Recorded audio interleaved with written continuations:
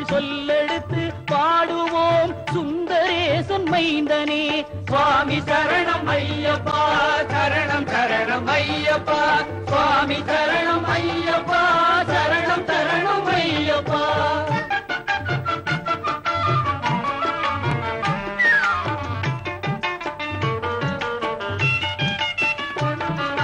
சபரிமலை செல்பவர்க்கு சஞ்சலங்கள் இல்லை, பயம் தனையே போக்கிடுவான் பந்தடனின் பிள்ளை. அபயம் என்று சரணடைந்தால் அகன்றிடுமே தொல்லை, அவனின்றி அவனியிலே அணுவும் அசைவதில்லை.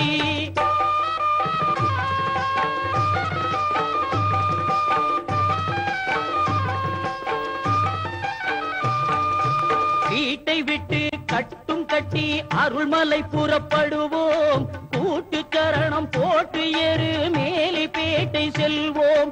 பேட்டை துள்ளி ஆடும் போது பேரின்பம் கொள்வோம். சுவாமி துந்தக்கத்தோ ஐயப்பன் திந்தக்கத்தோ, சுவாமி துந்தக்கத்தோ ஐயப்பன் திந்தக்கத்தோ.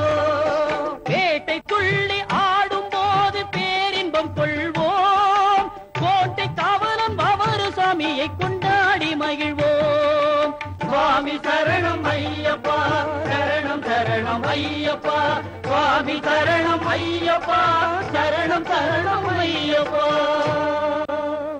சுவாமியே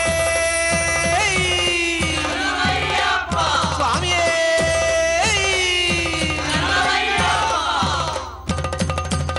ஸ்ரீ வித்யோபாசனா சக்தம் ஸ்ரீ வித்யாபீட பூஷணம் ஸ்ரீ வித்யாபினவம் வந்தே ஸ்ரீ கிருஷ்ணானந்த சத்குரும். அனைவருக்கும் இனிய காலை வணக்கம். ஒவ்வொரு விடியலும் உற்சாகமாகட்டும், ஒவ்வொரு கணமும் மகிழ்ச்சியாகட்டும், ஒவ்வொரு நாளும் வெற்றியாகட்டும். ஐயப்பனுடைய அருள் வரலாற்றிலே ஐயப்பனுடைய ஆலயத்தை மிக சிறப்பாக பரசுராமர் அமைத்தார். 18 படிகளை அமைத்தார். அந்த 18 படிகளுடைய தத்துவத்தை பார்த்தோம். 18 படிகளிலே அந்த சபரிமலையிலே ஆனந்த சித்தனாக ஐயப்பன் மிக அழகாக அமர்ந்திருக்கிறார். அவர் அமர்ந்திருக்கிற கோலம் இருக்கிறதே, அந்த கோலம் மிக அழகான கோலம். கோலம் என்று சொன்னாலே அழகு என்று பொருள், கோலம் என்று சொன்னாலே ஒழுங்கு என்று பெயர். ஆகையினாலே தான் அந்த காலத்திலே கோலம் போடுவதை ஒரு கலையாக வைத்திருந்தார்கள். இன்றைக்கு எல்லாம் ஃப்ளாட் வீடுகள் ஆகிவிட்டது. எல்லார் வீட்டு வாசலிலும் ஸ்டிக்கரை வாங்கி ஒட்டி வைத்து விட்டோம். கோலம் போடுவதிலே கூட ஒரு மிகப்பெரிய வாழ்க்கை தத்துவத்தை பெரியவர்கள் சொல்லி வைத்தார்கள். காலையிலே எழுகிற பொழுதே வேகமாக எழ வேண்டும் என்ற சிந்தனையோடு அவர்கள் எழுந்து, பெண்கள் பல வேலைகளை பார்ப்பதற்காக செல்லுகிற பொழுது ஒரு நாள் தாமதமாக எழுந்து விட்டால் மிகச்சிறிய கோலத்தை போட்டு அந்த பணியை முடித்து விடுவார்கள். மிக முன்னால் எழுந்து விட்டால் அழகான பெரிய கோலத்தை போடுவார்கள். அப்படி தன்னுடைய வாழ்க்கையை எப்படி நேரத்துக்கு தகுந்தாற் போல அமைத்து கொள்ள வேண்டும் என்ற தத்துவத்தை எல்லாம் அதற்குள்ளே பெரியவர்கள் ஒரு பிளானிங் என்று இன்றைக்கு ஆங்கிலத்தில் சொல்லுகிறார்களே, அது போன்ற திட்டமிடுதலை கூட அந்த கோலத்திற்குள்ளே வைத்தார்கள். அது ஒரு மிகப்பெரிய துறை. கோலம் என்று சொன்னால் அழகு என்று பொருள். அந்த அழகாக இருக்கக்கூடிய இறைவனுடைய திருமேனி, இறைவன் என்று சொன்னாலே அழகு, முருகன் என்று சொன்னாலே அழகு, அதே போல ஐயப்பன் என்று சொன்னாலே அழகு. ஐயப்பனுடைய திருமுகத்தை ஒரு முறை தரிசித்து விட மாட்டோமா என்றுதான் இந்த உலகம் முழுக்க அவரை தேடி போய் கொண்டிருக்கிறது. அந்த சபரிமலைக்கு நாம் செல்லுகிற பொழுதெல்லாம் நம்முடைய மனம் அவருடைய திருமுகத்தையே சிந்தித்து கொண்டே இருக்கிறது. 18 படிகள் ஏறி அந்த ஆண்டவனுடைய திருமுகத்தை ஒரு கண நேரம் நீங்கள் ஐயப்பன் ஆலயத்திற்கு போகிறவர்களை கேட்டால் தெரியும். அந்த சன்னிதானத்தின் முன்னாலே சென்று கொண்டே இருங்கள் என்று நம்மை துரத்தி கொண்டே இருப்பார்கள். நாம் எட்டி பார்க்கிற பொழுது ஒரு நிமிட நேரம் அங்கே கிடைத்தால் ஒரு மிகப்பெரிய விஷயம். அங்கே அவருக்கு மிக நல்ல தரிசனம் கிடைத்திருக்கு என்று சொல்வார்கள். ஏனென்றால் ஒரு நிமிஷம் அந்த சந்நிதியில் நின்றிருக்கிறாரையா என்று சொல்வார்கள். நாம் போய்கொண்டிருக்கிற பொழுது, ஏனென்றால் நாம் பின்னாலே லட்சக்கணக்கான மக்கள் நிற்கிறார்கள், நீங்கள் போங்கள் என்று நம்மை தள்ளிக்கொண்டே இருப்பார்கள். அந்த நேரத்திலே அந்த தீபத்தினுடைய ஒளியிலே அந்த தெய்வத்தினுடைய அருமையான திருமுகத்தை பார்க்கிறோம். அப்பர் பெருமான் மிக அழகாக சொல்லுவார், குனித்த புருவமும் குவ்வை செவ்வாயிற் குமின் சிரிப்பும் என்று சொல்லுவார். அம்பிகையை பற்றிய பாடல் ஒரு அழகான பாடல் சொல்லும். சின்னஞ்சிறு பெண் போலே சிற்றாடை இடை உடுத்தி சிவகங்கை குளக்கரையில் ஸ்ரீதுர்கை சிரித்திருப்பாள் என்று சொல்வார்கள். அந்த சிரித்த முகம், அந்த சிரித்த முகம் இருக்கிறது, அந்த சிரிப்பு, அந்த புன்னகை, ஐயப்பனுடைய திருமுகத்திலே நாம் உற்று பார்க்கிற பொழுது அந்த புன்னகை நம்மை வா என்று அழைக்கும். எப்பொழுது வந்தா என்று கேட்பது போலே நம்முடைய உறவினர்கள் நம்மை பார்த்து வாங்க எப்படி இருக்கீங்க, எப்போ வந்தீங்கன்னு கேட்கிறது போலே ஐயப்பன் நம்மை பார்த்து கேட்கிறபடி இருக்குமா அந்த அருமையான திருமுகம். அந்த முகம் இருக்கிறதே, அந்த அழகான சந்திர பிம்பம் போல அந்த முகம், அந்த முகத்திலே அந்த புன்னகை, அவருடைய கருணை பொங்கும் கண்கள், அந்த கண்களுடைய பார்வை. நாம் ஐயப்பனை பார்க்கிறோமா என்பது ஒரு மிகப்பெரிய விஷயம் இல்லை, ஐயப்பன் நம்மை பார்க்கிறாரா என்பதுதான் ஒரு மிகப்பெரிய விஷயம். இறைவனுடைய ஆலயத்திலே யார் முன்னால் நிற்கிறார்கள் என்பது கேள்வி இல்லை, யார் மேலே இறைவனுடைய பார்வை பட்டிருக்கிறது என்பதுதான் கேள்வி. நான் தான் முதல்ல நிற்க வேண்டும், எனக்குத்தான் முதல்ல தரிசனம் வேண்டும், எனக்குத்தான் முதல்ல எல்லாம் செய்ய வேண்டும் என்று நிறைய பேர் நினைத்து கொண்டிருக்கிறார்கள். ஆனால் முன்னால் நிற்பவரை கடவுள் பார்க்கிறாரா பார்க்கவில்லையா என்று தெரியாது. கடைசியிலே ஒருவர் நிற்பார், தூரத்திலே ஒருவர் நிற்பார், எங்கேயோ ஒரு இடத்துல நின்று கொண்டிருப்பார். அவருடைய பார்வை முழுக்க இறைவனிடத்தில் இருக்கும்.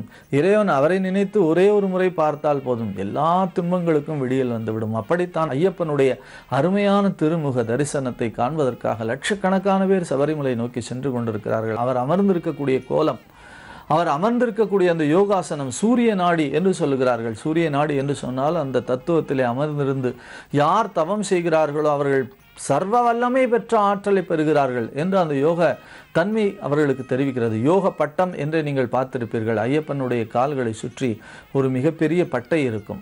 அந்த மிகப்பெரிய பட்டையை அணிந்து கொண்டிருக்கிறார் என்று சொன்னால் அவர் கால் மடக்கி உட்கார்ந்து இருக்கிற நிலை, ஒரு கையை தூக்கி இப்படி வைத்திருக்கிற நிலை, மற்றொரு வலது கரம் எப்பொழுதும் சின்முத்திரையோடு இருக்கும். சின்முத்திரை என்று சொன்னால் தட்சிணாமூர்த்தி நாம் பார்த்திருக்கிறோம். கல்லாலின் புடை அமர்ந்து நான் மறை 6 அங்கமுதற் கற்ற கேள்வி வல்லார்கள் நால்வருக்கும் வாக்கு இறந்த பூரணமாய் மறைக்கு அப்பாலாய் எல்லாமாய் அல்லதுமாய் இருந்ததனை இருந்தபடி இருந்து காட்டி சொல்லாமற் சொன்னவனை நினையாமல் நினைந்து பவத்தொடக்கை வெல்வாம் என்று சொல்வார் அழகாக பரஞ்சோதி முனிவர். அப்படி திருவிளையாடற் புராணத்திலே சொல்லுமா போலே அவருடைய சின்முத்திரை இருக்கிறதே, இந்த சின்முத்திரை, இந்த சின்முத்திரையிலே இந்த கட்டை விரல் இருக்கிறதே, இந்த கட்டை விரலும் இந்த ஆட்காட்டு விரலும் ஒன்று சேர வேண்டும். ஜீவாத்மாவும் பரமாத்மாவும் ஒன்று சேர வேண்டும். இப்படி ஜீவாத்மாவும் பரமாத்மாவும் ஒன்று சேருகிற பொழுது இந்த 3 நமக்கு தடையாக இருக்கிறது. இந்த 3 இருக்கிறதே, அந்த 3 தான் ஆணவமலம், கண்மமலம், மாயாமலம் என்று சொல்கிறார்கள்.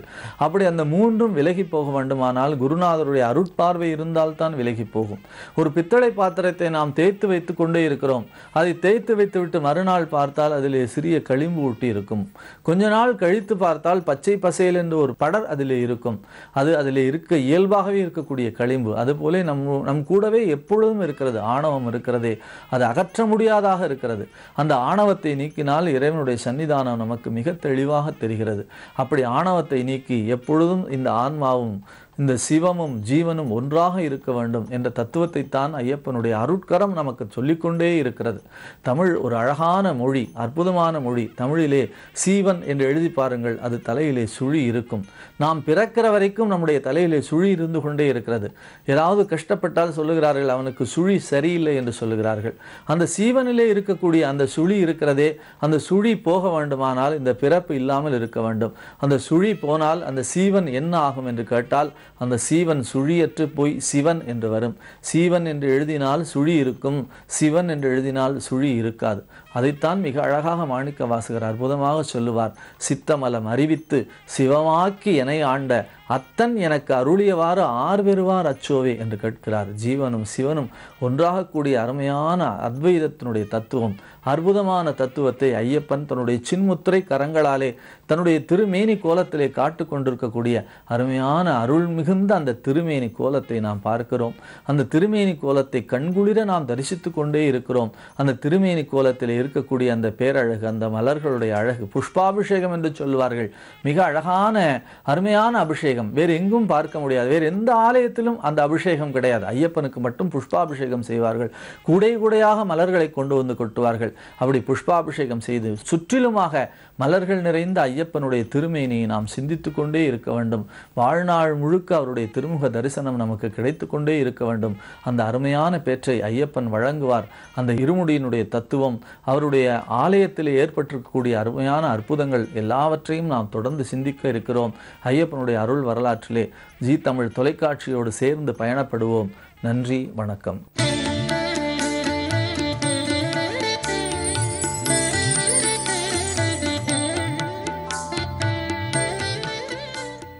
ஜீ தமிழ் தொலைக்காட்சி நேயர்கள் அனைவருக்கும் பி சுவாமிநாதனின் இனிய காலை வணக்கம். தெய்வத்தின் குரல் நிகழ்ச்சியில் மகா சுவாமிகளை பற்றி பார்த்துட்டு வரோம். நேற்றைய தினம் நாம் பார்த்த நிகழ்ச்சியில் மகா சுவாமிகளோட அந்த நினைவுத்திறன், அந்த ஞாபக சக்தி எந்த அளவுக்கு அபாரமாக இருக்குது அப்படிங்கிறத பார்த்தோம். எந்த ஒரு சந்தர்ப்பத்தில் மகா சுவாமிகள் ஒரு பக்தர்களோட ஒரு குடும்பத்தை பார்த்தாலும் சரி, எத்தனை வருடங்கள் கழித்தாலும் சரி, அந்த குடும்பத்தை மகா சுவாமிகள் அழகாக நினைவுக்கு கொண்டு வருவார்.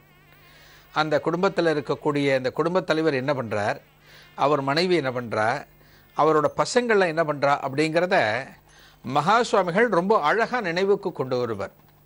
இந்த விஷயத்தை கேட்க கேட்க அந்த குடும்பத் தலைவருக்கே அதிசயமாக இருக்கும். ஆஹா, நமக்கே நினைவில் இல்லாத பல விஷயங்களை இந்த சன்னியாசி இப்படி சொல்கிறாரே, இந்த அளவுக்கு அழகாக சொல்கிறாரே, மகா சுவாமிகளோட இந்த கீர்த்திங்கிறது எந்த அளவுக்கு அபாரமாக இருக்குன்னு ஆச்சரியமாக பார்ப்பா. இதை நிரூபிக்கக்கூடிய ஒரு சின்ன ஒரு சுவாரஸ்யமான ஒரு சம்பவம் இப்போ சொல்ல போகிறேன். மகா சுவாமிகள் காஞ்சி மடத்தில் இருக்கார். மடத்தில் ஏகாந்தமாக உட்கார்ந்துருக்கார். அப்போ மடத்தில் ஒரு வாதாமரம் உண்டு, பெரிய வாதாமரம் உண்டு. அந்த வாதாமரத்து நிழலில் மகா சுவாமிகள் உட்கார்ந்துருக்கார். அதிகமான பக்தர்கள் கிடையாது. அப்போ பக்தர்கள் அதிகம் கிடையாது, அன்றைய தினம் அதிகம் இல்லை. மகா சுவாமிகளை தரிசிக்கிறதுக்காக ஒரு கணவன் மனைவி 2 பேரும் வரா. அன்னைக்கு அந்த கணவன் மனைவி 2 பேரும் உள்ள நுழையும் போது மகா சுவாமிகள் அழகாக தனியாக உட்கார்ந்துருக்கிறத பார்த்த உடனே அவளுக்கு சந்தோஷம். ஆஹா, மகா சுவாமிகளை இன்றைக்கி நம்ம ஏகாந்தமாக தரிசனம் பண்ண போகிறோம், எந்த விதமான இடையூறும் இல்லாமல், எந்த விதமான ஒரு குறுக்கீடும் இல்லாமல் மகா சுவாமிகளை தரிசனம் பண்ண போகிறோம் அப்படிங்கிற ஆனந்தத்தில் மகா சுவாமிகளுக்கு முன்னால் உட்கார்ந்த பிறகு மகா சுவாமிகளுக்கு முதல்ல ஒரு நமஸ்காரத்தை பண்ணிட்டு திரும்ப எழுந்து உட்காந்து மகா சுவாமிகளை பார்த்து கையை கூப்பிண்டு உட்காந்துருந்தார். மகா சுவாமிகள் அவள் 2 பேருக்கும் ஆசீர்வாதம் பண்ணிட்டு 2 பேர்கிட்ட கேட்க ஆரம்பிக்கிறா. உங்கள் ஆத்துலேயும் இதே மாதிரி ஒரு வாதாமரம் ஒன்று வாசலில் இருந்ததே, அந்த மரத்தை காட்டுறார். இதேமாரி வாதாமரம் இருந்ததே, அந்த வாதாமரம் இன்னும் இருக்கா அப்படிங்கிறார். அந்த குடும்பத்தினர், அந்த தம்பதியர் அவர்களுக்கு ஆச்சரியம். அந்த மனைவி ஆச்சரியமாக பார்க்குறா. 20 வருஷத்துக்கு முன்னால் மகா சுவாமிகள் நம்ம கிரகத்துக்கு வந்திருக்கா. வந்தப்போ அந்த வாதாமரத்தை பார்த்துருக்கா. அந்த வாதாமரம் இப்போ எப்படி இருக்குன்னு கேட்குறாளேன்னு ஆச்சரியம். அந்த மனைவி சொல்கிற மகா சுவாமிகள்கிட்ட, அந்த வாதாமரம் இப்போ நன்னா வளர்ந்துருக்கு பெரியவா, நிறைய பாதாம் பழங்கள் காய்ச்சின்னு இருக்கு. என்ன ஒரு சங்கடம், தெருவில் போகிற வர பசங்க அப்பப்போ கல் விட்டு அடித்து அந்த பழத்தை பொறுக்கிண்டு போகிறாங்க. அதனால் சில இடையூறுகள் இருக்குது, அந்த வாதாமரம் இன்னும் அப்படியே இருக்குது அப்படிங்கிற. அடுத்து மகா சுவாமிகள் அந்த தம்பதியரை பார்த்து கேட்குறா, உங்காத்து கூடத்தில் ஒரு பெரிய பத்தாயம் ஒன்று இருந்ததே, நான் உங்கள் கிரகத்துக்கு வந்தபோது அந்த பத்தாயத்தில் ஏதோ கரையான்லாம் அரைச்சி கொஞ்சம் ரிப்பேர் பண்ணணும் அப்படின்னு சொல்லிட்டு இருந்தேளே, அந்த பத்தாயத்தை அப்புறம் ரிப்பேர் பண்ணிட்டேளா அப்படின்னு மகா சுவாமிகள் கேட்குறார். 20 வருஷத்துக்கு முன்னால் நடந்த சம்பவம் இது. 2 பேரும் திரும்ப ஆச்சரியத்தோடு பார்க்குற. அந்த பத்தாயம் கரையான் அரைச்சு அந்த பத்தாயத்தை சரி பண்ணி அதெல்லாம் மறந்தே போயிட்டா அந்த தம்பதியர்கள். மகா சுவாமிகள் கேட்குறார், அந்த பத்தாயம் சரி பண்ணிட்டியா அப்புறம் அப்படின்னு கேட்குறார். ஆமாம் பெரியவா, பண்ணிட்டோம் நாங்கள், நீங்கள் சொல்கிறது சரிதான். கரையான் அரைச்சு அந்த பத்தாயத்தில் நெல் கொட்ட முடியாமல் இருந்தது. பத்தாயம்ங்கிறது நெல்லெல்லாம் சேமித்து வைக்கக்கூடிய ஒரு கண்டெய்னர் மாதிரி பெருசாக இருக்கும், கிராமங்களில் பார்க்கலாம். அந்த பத்தாயத்தை நாங்கள் சரி பண்ணிட்டோம். இப்போ அதில் தான் இப்போவும் நாங்கள் நெல்லை கொட்டி வச்சுட்டுருக்கோம் அப்படின்னு அந்த தம்பதியர்கள் சொன்னான். அடுத்த கேள்வி மகா சுவாமிகள் கேட்குறார், உங்கள் ஆற்றுல ஒரு சேப்பு பசுமாடு ஒன்று இருந்ததே, ரொம்ப நாளாக அது குட்டியே போடலேன்னு ரொம்ப குறைப்பட்டுருந்தேள். நான் உங்கள் ஆற்றுக்கு ஒரு 20 வருஷத்துக்கு முன்னால் வந்தப்போ நீங்கள் எங்கிட்ட சொன்னேள், இப்போ அது குட்டியெல்லாம் போட்டுட்டு எப்படி சௌக்கியமாக இருக்கா அப்படின்னு மகா சுவாமிகள் கேட்குறார்.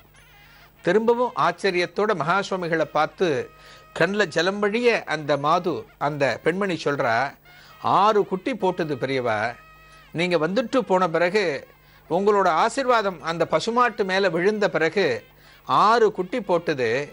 இப்போ தான் ஒரு 2 வருஷத்துக்கு முன்னால் அந்த தாய் பசு இறந்து போயிடுத்து, அந்த குட்டிகள் எல்லாம் ரொம்ப நன்னா இருக்குது அப்படின்னு மகா சுவாமிகள்கிட்ட சொல்கிறார். அடுத்து மகா சுவாமிகள் ஒரு பூர்த்தி பண்ணவே இல்லை, அதிர்ச்சிகளை தொடர்ந்து கொடுத்துட்டே இருக்கா அந்த தம்பதியர்கள்ட்ட. அவள் கிரகத்தில் ஒரு 20 வருஷத்துக்கு முன்னால் தான் என்னென்ன விஷயங்கள் பார்த்தோமோ ஒன்று அப்படியே ரிவைண்ட் பண்ணுற மாதிரி ரிவைண்ட் பண்ணி திரும்ப கேட்டுருக்கார். உங்கள் ஆற்றுக்கு நான் வரும்போது ஒரு ஐயங்கார் சுவாமிகள் உங்கள் ஆற்றுல ஒரு கணக்கு பிள்ளையாக இருந்தார்.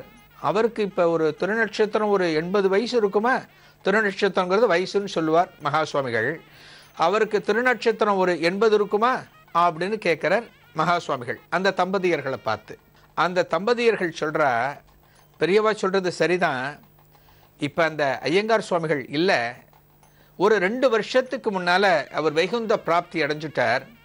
நீங்கள் சொல்கிறதுக்கு சரிதான், இப்போ அவர் இருந்தார்னா ஒரு 80 வயசு இருக்கும், இப்போ அவர் இல்லை பெரியவா அப்படின்னு சொல்கிறார். இதனோட தொடர்ச்சியை ஒரு சிறிய இடைவேளைக்கு பிறகு பார்க்கலாம்.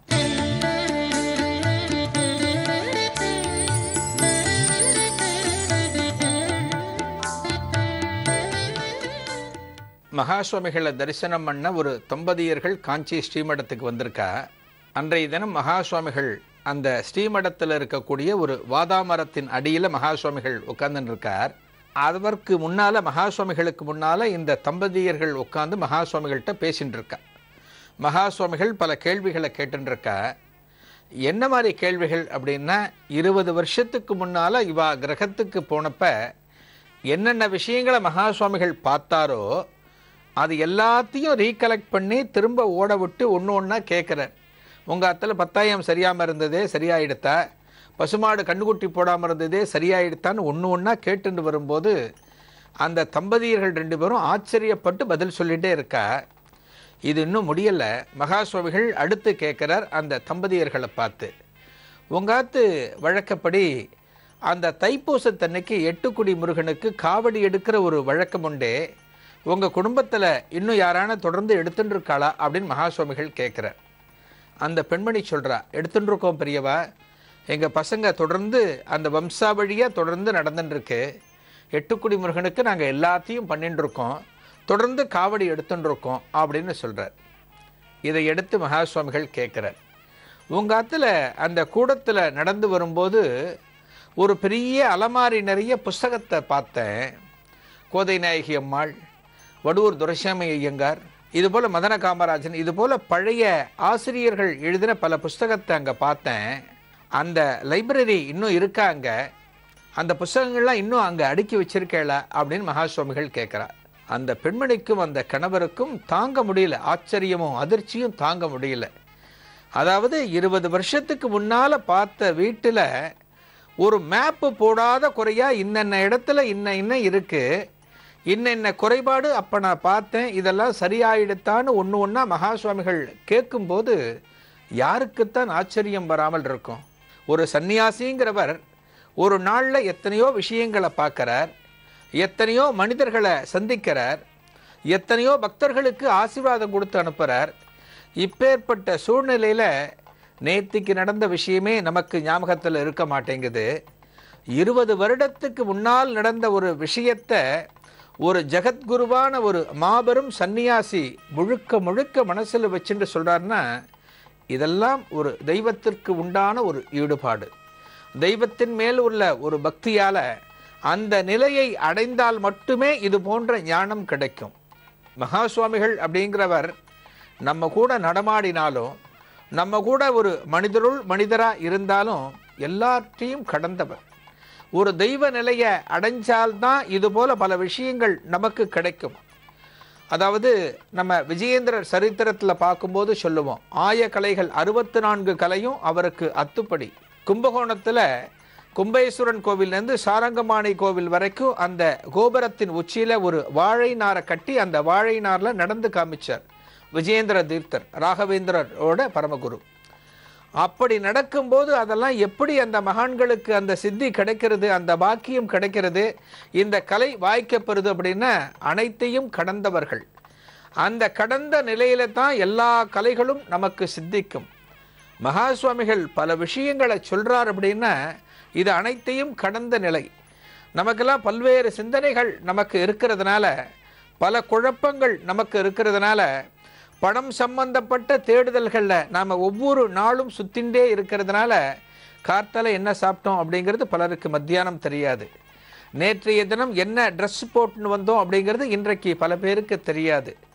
இது போன்ற ஒரு காலகட்டத்தில் ஒரு மகான் பளிச்சுன்னு சொல்கிறாருன்னா யாருக்கு ஆச்சரியம் வராமல் இருக்கும்? அந்த தம்பதியர்கள் ஆச்சரியம் விலகாமல் மகா சுவாமிகளை பார்த்துட்டு இருக்கார். மகா சுவாமிகளை பார்த்து இந்த மகான் இப்படி போட்டு அடிக்கிறாரே, நம்ம கிரகத்தில் ஒன்றையும் இன்ச்சாக சொல்கிறாருன்னு ஆச்சரியமாக பார்த்துட்டு இருக்கும்போது மகா சுவாமிகள் அடுத்து ஒரு கேள்வியை கேட்குறார். அந்த ராமாயண பாராயணம் டெய்லி பண்ணிட்டு இருப்பிய நீ, அந்த காலத்தில் நீ அதை இப்பவும் பண்ணிட்டு இருக்கியா அப்படின்னு மகா சுவாமிகள் கேட்குற.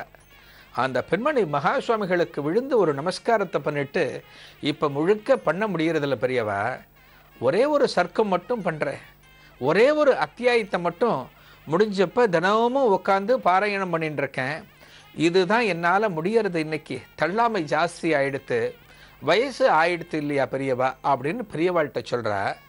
பெரியவா அதன் பிறகு கொஞ்ச நேரம் அமைதியாக இருக்கா. இந்த 2 தம்பதியர்களும், அதாவது இந்த கணவனும் மனைவியும் அப்போ மகா சுவாமிகள்கிட்ட கேட்குற, பெரியவா ரொம்ப ஆச்சரியமாக இருக்குது, எங்கள் கிரகத்தில் எந்தெந்த இடத்துல என்னென்ன பொருள் இருக்குன்னு எங்களுக்கு தெரிய மாட்டேங்கிறது, இந்த இடத்துல வச்ச பொருளை நான் வேற ஒரு இடத்துல தேடுறேன், வேற இடத்துல வச்ச பொருளை இன்னொரு இடத்துல நான் தேடின்னு இருக்கேன், இந்த காலகட்டத்தில் எத்தனையோ வருடங்களுக்கு முன்னால் எங்கள் கிரகத்துக்கு நீங்கள் வந்து அங்கே பார்த்த ஒவ்வொரு விஷயத்தையும் இப்படி சொல்கிறீங்களே, உங்கள் ஞாபக சக்தி எங்களை ரொம்ப ஆச்சரியப்பட வைக்கிறது, எங்களை திக்குமுக்காட வைக்கிறது, எங்களுக்கு என்ன சொல்கிறதுன்னே தெரியல பெரியவா அப்படின்னு இந்த கணவனும் மனைவியும் சொன்னபோது மகா சுவாமிகள் ஒரு பதில் சொன்னார். அந்த பதில் தான் இதனோட கிளைமாக்ஸு. ஒரு பதிலை சொன்னார். என்ன பதில் சொன்னார் அப்படின்னா, இதெல்லாம் என்ன பெரிய ஞாபக சக்தின்னு நான் சொல்கிறேன், ஈஸ்வரன் நினைப்பு எப்பவுமே எனக்குள்ளே இருக்கணும்னு பார்க்குறேன், அதுதான் எனக்கு இருக்க மாட்டேங்கிறது அப்படின்னு காஞ்சி மகா சுவாமிகள் சொல்கிறார். ஈஸ்வரன் நினைப்பு மகா சுவாமிகளுக்கு இருக்க மாட்டேங்கிறதான் அப்படின்னு மகா சுவாமிகள் சொல்கிறார். அதாவது சர்வேஸ்வரன் சுரூபமாக நம்ம மகா சுவாமிகளை பார்க்குறோம், ஒரு ஈஸ்வரனோட அவதாரமாக தான் மகா சுவாமிகளை பல பக்தர்கள் தரிசனம் பண்ணிட்டு இருக்கா. ஒரு கையிலை வாசனை கையிலையில் பார்த்தது மாதிரி மகா சுவாமிகளை இங்கே தரிசனம் பண்ணியிருக்கா காஞ்சிபுரத்தில். இந்த மகான் ஈஸ்வரனோட நினைப்பு எனக்கு இல்லை அப்படின்னு சொல்கிறார். நாமெல்லாம் எங்கே போய் முகத்தை வச்சுக்கிறது, நாமெல்லாம் எந்த மாத்திரம் மகா சுவாமிகளுக்கு முன்னால். அந்த பக்தி அப்படிங்கிற சிந்தனை வந்து எந்த விதமான ஒரு இருமாப்பும் இல்லாத நிலையில் நமக்கு வரணும். மகா சுவாமிகள் சொன்னது மாதிரி பகவானோட சிந்தனை நமக்கு என்றென்றும் இருக்க வேண்டும். இதுதான் ஆன்மீகத்தோட ஒரு பரிபூர்ணமான நிலை. நாளைய தெய்வத்தின் குரல் நிகழ்ச்சியில் ஒரு புதிய அனுபவத்தோடு சந்திக்கலாம். நன்றி, வணக்கம்.